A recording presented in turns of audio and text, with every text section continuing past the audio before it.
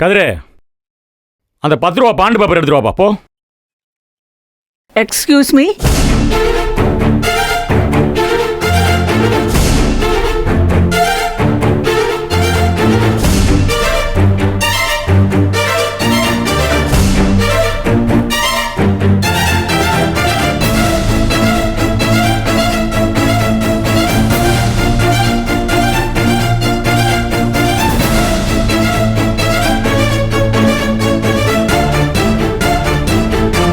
என்ன விசாலாட்சி, நிறைய புது புது முகங்களா இருக்கு. யார் இவங்கெல்லாம்? நீ எதுக்கு இங்க வந்திருக்க? என்னது, நான் எதுக்கு வந்திருக்கேனா? அந்த தாடிக்காரங்க கூட பகுமானமா சிரிச்சுக்கிட்டு அப்படியே கார்ல ஏறி போன, திருப்பி அதுக்கு வீட்டுக்கு வந்திருக்க? ஓஹோ, உன்னோட பேசுறதுக்கு என்கிட்ட எதுவும் கிடையாது. சார், நீங்க சொல்லுங்க சார். அம்மா இனிமேல் இங்கே தான் இருக்க போறாங்க. அவங்களுக்கு சட்டப்படி எல்லா உரிமையும் இருக்கு. கோர்ட்டுக்கு போய் போலீஸ் காவல் வாங்கியிருக்காங்க. நாங்களும் அவங்க கூட தான் இருப்போம்.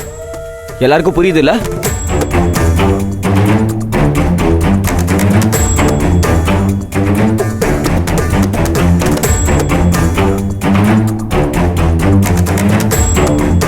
என்னப்பா குணசேகரா, புரியுது இல்ல? இப்ப சொல்லு, இவங்கெல்லாம் எதுக்கு வந்திருக்காங்கன்னு. அப்பத்தா, ஈஸ்வரி அக்காவை அத்தை விட போறாராம். என்னது, அத்தை விட போறாங்களா? விவாகரத்து, டைவர்ஸ் பண்ண போறாராமா. ஓஹோ, டைவர்ஸா?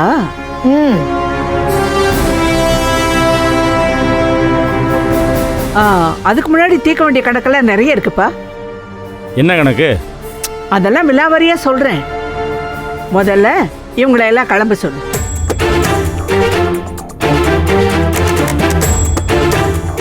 ஐயா பெரியவரே, விவாகரத்து ரத்து ஆயிடுச்சு, கிளம்புங்க.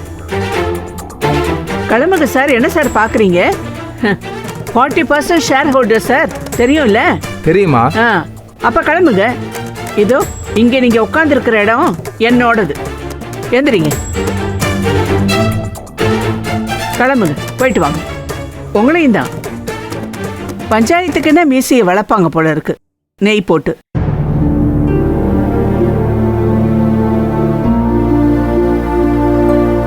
அப்புறம் இது என்னோட ஏரியா. 40% கீழ் போர்ஷன் மட்டும் அதுலயே இருக்கு. அதனால என் இடத்துல கண்டவங்கள அனுமதிக்க மாட்டேன். புரியுதுல்ல?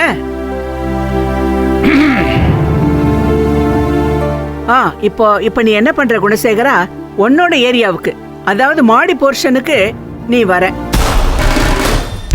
முக்கியமான சில விஷயங்கள்லாம் பேச வேண்டியது இருக்கு. நீ எதிர்பார்க்காததெல்லாம் எதிர்பார்க்கலாம். பாப்பா, ஒரு 5 நிமிஷம் தான் டைம், வந்துரு. குணசேகரா, ஒன்னத்தான், மேல வா. ஓகே?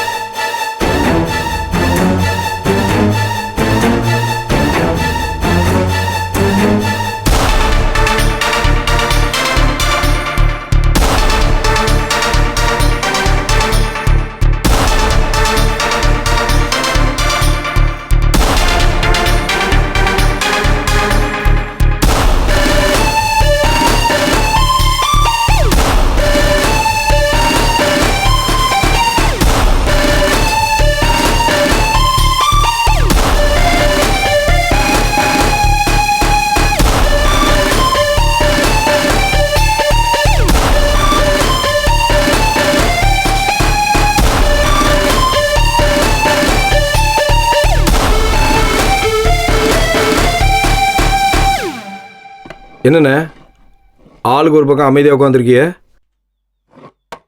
என்ன ஏதோ ஃபோன் பண்ணி வெரசா வர சொன்னீங்க, என்னாச்சு? அப்பதான் ஊர்வலத்தை முடிச்சு திரும்ப மாளிகைக்கு வந்துருச்சு. டேய், என்னடா வளர்ற? அப்பத்தான் எதுக்குல எங்க வரணும்? ஏப்பா அவன் தமிழ் தானே சொல்றேன், விளங்கலையா உனக்கு? ஆமாங்கண்ணா, போன மாதிரி நீ திரும்பி வந்தாங்கிறது மாதிரி வெளியே போன அப்பதான் திரும்பி வீட்டுக்கு வந்துட்டா. வந்தவ சாதாரணமா வரலப்பா, பெரிய பெரிய திருப்பங்களோட வந்திருக்கா. யாருக்கு வெடி வைக்க போறா, யார் தலையை வாங்க போறா ஒன்றும் தெரியல.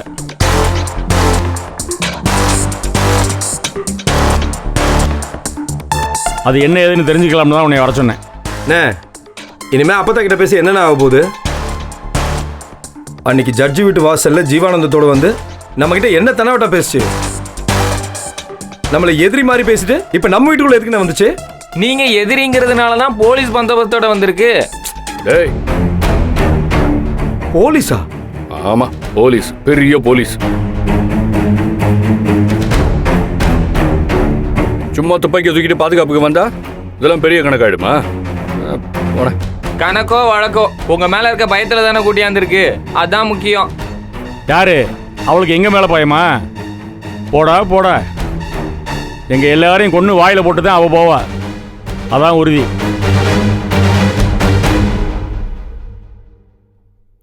ஏமா, உன் மாமியா என்ன சொல்லி போனான்னு ஞாபகம் இருக்குல்ல? நம்ம உட்காந்து பேசிட்டு இருக்கோம்ல, இது அவ இடமா, அவ இடம்னு பேசுற அளவுக்கு வந்துட்டா.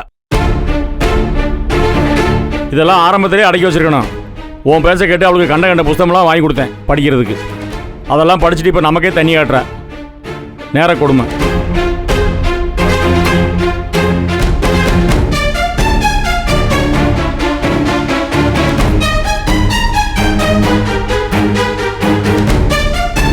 என்னம்மா ஒன்றும் பேசாமல் அமைதியாக உட்காந்துருக்க?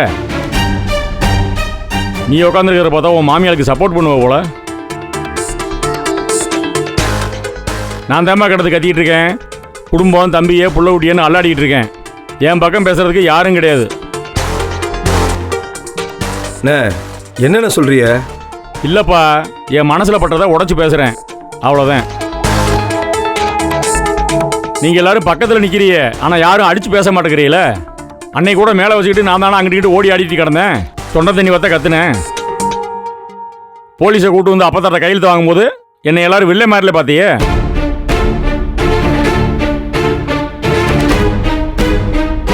இப்போ தெரியுதா யார் வில்லைன்னு? வில்லை இல்லை, வில்லி.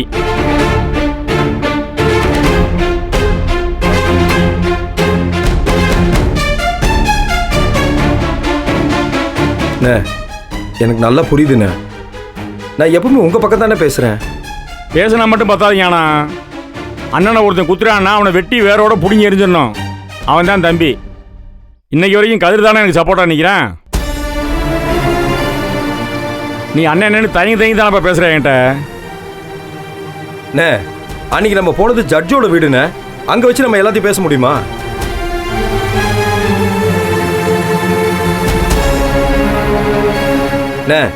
இனிமே அந்த அப்பத்தா பேசி என்னென்ன ஆக போகுது?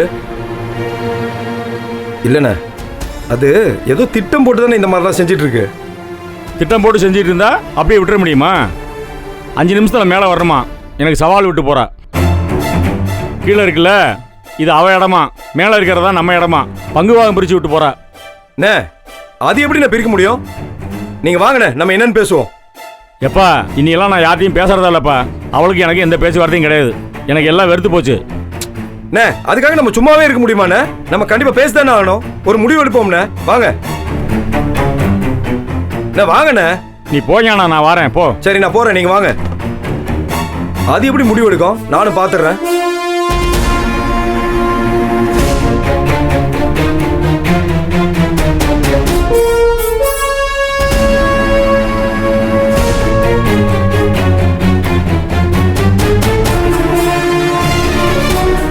அப்பத்தா, அப்பத்தா, உன் மனசுல என்ன நினைச்சிட்டு இருக்க? அத சொல்றதுக்கு தானேப்பா எல்லாரையும் கூப்பிட்டுருக்கேன். நீ மட்டும் தனியா வந்திருக்க. எல்லாரையும் கூப்பிடு. தனித்தனியா என்னால சொல்லிட்டு இருக்க முடியாது. கூப்பிடு. என்ன பத்தா நக்கலா? அன்னைக்கு நீ என்ன ஞானம் போதும், நீ படிக்க.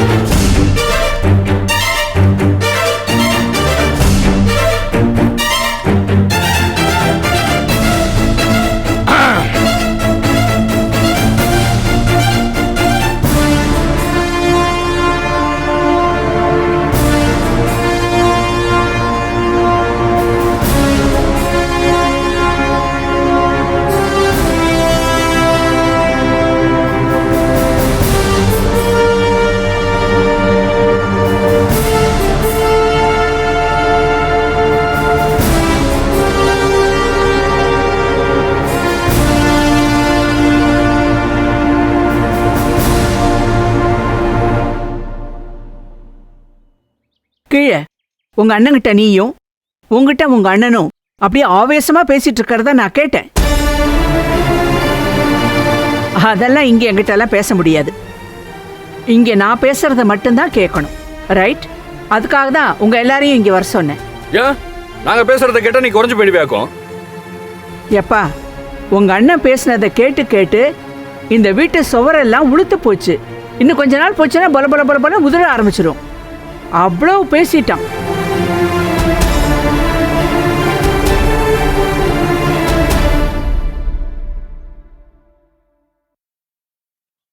ஒரு மனுஷன் அளவுக்கு அதிகமா பேசுனா ஒரு கட்டத்துல பேச்சு நின்னுடும்பா.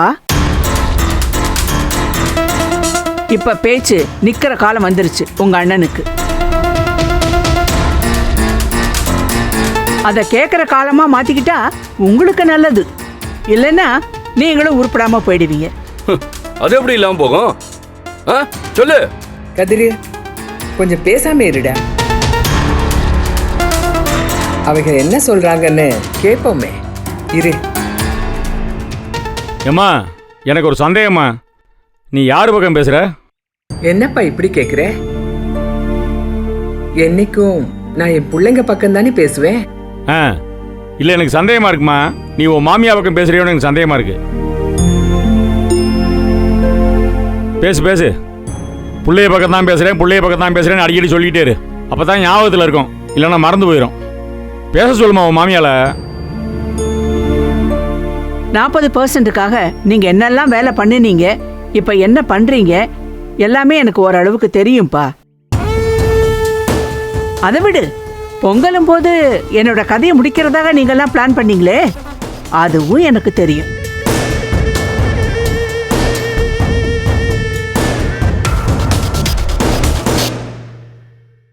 பொங்கலும் போது என்னோட கதையை முடிக்கிறதாக நீங்கெல்லாம் பிளான் பண்ணீங்களே, அதுவும் எனக்கு தெரியும்.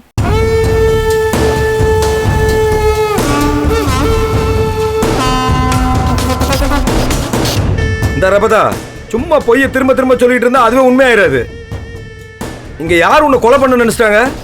சும்மா நீயே கற்பனை பண்ணி பேசிட்டு இருக்க. தேரான் பிறனை தெளிந்தான் வழிமுறை தீரா இடும்பை தரும். அர்த்தம் புரியல? புரியறப்போ ரொம்ப வருத்தப்படுவேன் ஞானம். திரும்ப திரும்ப சொல்றேன், சுதாரிச்சுக்கங்க. ஐயா, அப்பத்தா அதெல்லாம் இந்த ஜென்மத்துல நடக்க போறது இல்ல. நீங்க வேற எதுக்கு நேரத்தை வீணாக்கிக்கிறீங்க? ஏய், நீ வாய் மூடி சும்மா இருக்க மாட்ட? இருப்பா ரேணுகா, கொஞ்சம் பொறுமையா இரு. யாரும் எதுவும் பேச வேண்டாம். இது அப்படியே டைவர்ட் ஆகி வேற டைரக்ஷனுக்கு போயிடும். So let me finish. இதை பாருங்க, என்னோட அந்த 40% பங்கை நான் என்ன செய்ய போறேன்னு இன்னும் ஒரு வாரத்துக்குள்ள முடிவெடுக்க போறேன். அது வரைக்கும் இந்த வீட்டு பொம்பளைங்களை டார்ச்சர் பண்ணி என்கிட்ட தூது அனுப்புறது, நோட்டம் பார்க்க சொல்றது, அவங்கள அடிச்சு இம்சை பண்றது, சொத்தை கேட்க சொல்றது, இதெல்லாம் செய்யக்கூடாது.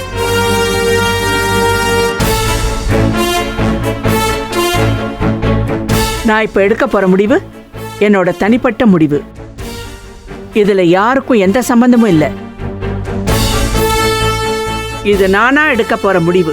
யாரும் என்ன கட்டாயப்படுத்தல, கட்டாயப்படுத்தவும் முடியாது. ஏன் ஏன் கட்டாயப்படுத்த முடியாது? அந்த தாடிக்கிற பரதேசி சொல்லி தானே இத்தனையும் செய்யறேன் நீ. அப்படின்னு யார் சொன்னது? யார் சொல்லுவா? நான் தான் சொல்லுறேன். நான் இந்த வீட்டை விட்டு இறங்கி வெளியே போனா எனக்கு சப்போர்ட் பண்ணவும், எனக்கு வெல்விஷரா அட்வைஸ் பண்ணவும் 1000 பேர் இருக்காங்க. உனக்கு தெரிஞ்ச அந்த ஒரு ஜீவானந்தம். என்னோட காலேஜில் படிச்சவங்கெல்லாம் இன்னைக்கு எங்கெங்க எந்தெந்த எப்படி எப்படி போஸ்ட்ல இருக்காங்கன்னு உனக்கு தெரியுமா? ஆமா ஆமா, பாதி பேர் உலகத்தை விட்டே ரிட்டையர் ஆகி போயிட்டாங்க. நீ தான் இங்க ஓவரா அடி இழிச்சிட்டு நிக்கிற. எஸ், பாதி பேர் போயிட்டாங்க. ஆனா அவங்கெல்லாம் எப்படி கௌரவமா வாழ்ந்துட்டு போயிருக்காங்கன்னு உங்க யாருக்காவது தெரியுமா? உங்களை மாதிரி யாரும் காவாலித்தனம் பண்ணிட்டு போகல. உங்க அண்ணன் ஒரு ஆளு, அவனுக்கு ஆமாஞ்சாமி போடுறதுக்கு நீங்க 4 பேரு. இதெல்லாம் ஒரு வாழ்க்கையாடா? ஆமா, நாங்க கஷ்டப்பட்டு சம்பாதிச்ச சொத்தை நீ ஆட்டை போட்டு போற பாரு, இதெல்லாம் ஒரு வாழ்க்கையா? என்ன? ஏய் கதிரே, கொஞ்சம் பேசாம இருப்பா. அந்த அம்மா ஏதோ சொல்ல வருது, பாதி தூரம் வந்துருச்சு, முழுசா சொல்லட்டும். அது வரைக்கும் கொஞ்சம் அமைதியா இரு. என்னத்தனை சொல்ல போகுது பெருசா? என் சொத்து விவகாரத்துல நான் யாருக்காகவும் பயந்தோ ஒரு பட்சமாவோ எதையும் செய்ய போறது கிடையாது. சரி, சும்மா இந்த மாதிரி எல்லாம் பேசிட்டு இருக்காத. ஒழுங்கு மரியாதை எங்க சொத்தை கொடுத்துட்டு எங்கேயாவது ஓடி போயிரு, கண்காணாத இடத்துக்கு. எங்க சொத்தா? இது இந்த பட்டமாலோட சொத்துடா. நொட்டமா சொத்து. அதான் அந்த பஞ்ச பரதேசிக்கு எழுதி கொடுத்துட்டல. ஆமா, இப்ப எப்படி உன் பேருக்கு வந்துச்சு? என்ன என்ன கணக்கு இதெல்லாம்? டேய், எத்தனை தடவைடா சொல்றது முட்டாளே? அது ஏன் சொத்துடா. நான் அதை யார் பேருக்கு வேணாலும் மாத்தி எழுதி கொடுப்பேன், திரும்ப அவங்க கிட்ட இருந்து வாங்கிக்குவேன். அதை கேட்கறதுக்கான உரிமை எந்த தருதலைக்கும் கிடையாது. தருதலையா?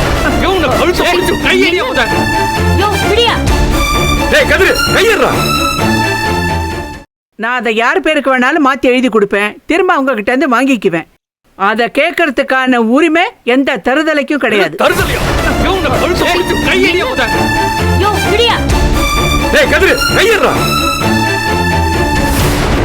யோ, பின்னால போ. போன்னு சொல்றேன்ல. போறியா உள்ள தூக்கி வைக்கவா?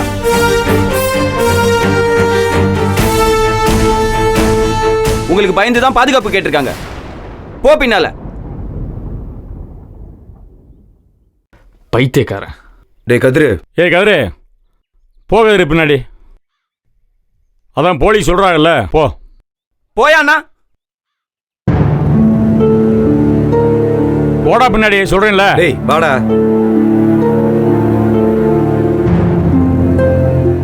டேய், ஒரு ஷேர்னா என்னன்னு தெரியுமா உங்களுக்கு? அக்ரிமெண்ட்னா என்னன்னு தெரியுமா?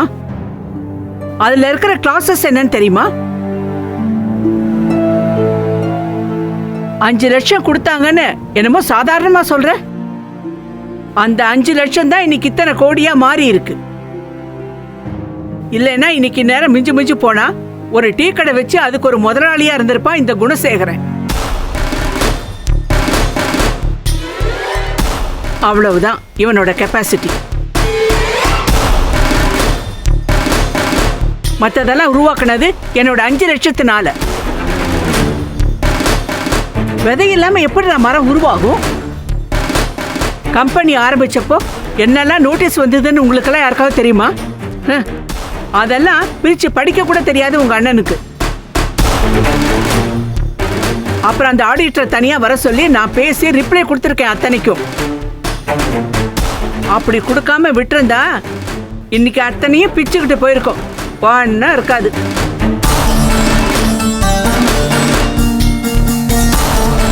சரி, உங்க அண்ணன் மாதிரியே பழச பேசி பேசி பின்னாடி போக நான் விரும்பல. திரும்பவும் சொல்றேன், இந்த சொத்து விவகாரத்துல முடிவெடுக்க போறது நான் தான். இதை வச்சுக்கிட்டு மருமகனங்களை எதுவும் பேசக்கூடாது, எதுவும் செய்யக்கூடாது. இது ஒரு கண்டிஷன். ரெண்டாவது முக்கியமான பாயிண்ட், இனிமே சக்தி ஜனனி அந்த அவுட் ஹவுஸில் இருக்க மாட்டாங்க. என் காலம் முடிகிற வரைக்கும் சக்தியும் ஜனனியும் இந்த வீட்டில் என்னோட தான் இருப்பாங்க.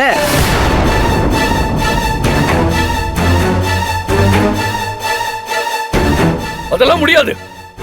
மீறி காலை வச்சா காலை வெட்டுவேன். கிளிப்ப. டேய், இந்த மாதிரி அப்போஸ் பண்ணேன்னா என்னோட பங்கை 2ஆ பிரிச்சு என் பங்குல அவங்கள தங்க வைப்பேன்.